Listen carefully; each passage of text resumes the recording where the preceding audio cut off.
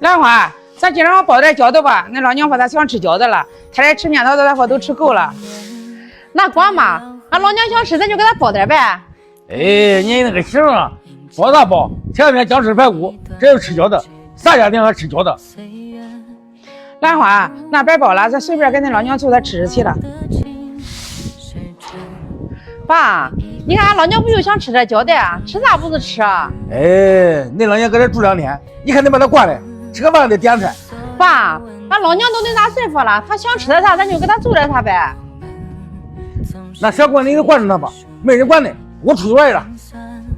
这个不出去老豆豆，天天来做那些事，该管的不该管的都管。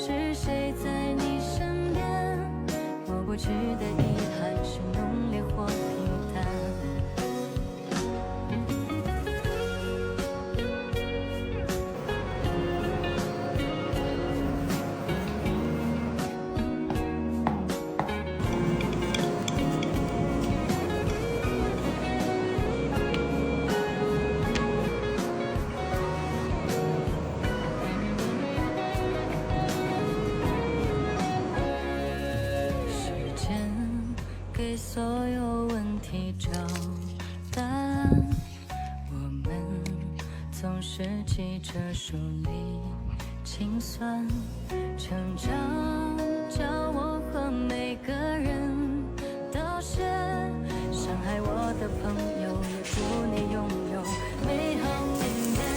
当你匆匆的走完这一生，这些故事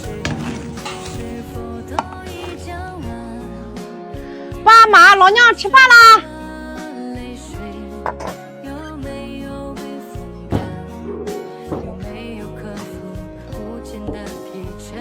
再倒一个酸辣凉拌汁蘸饺子吃。老娘，再尝尝我包的这个包子好吃不？好吃。就是的，这包子就是好吃。我当初让兰花给你包的，你多吃点。要不出去老豆豆，包不要包，吃比谁吃的都多。哎，你看你那个行啊！爸，你慢点吃，吃完锅里边还有嘞。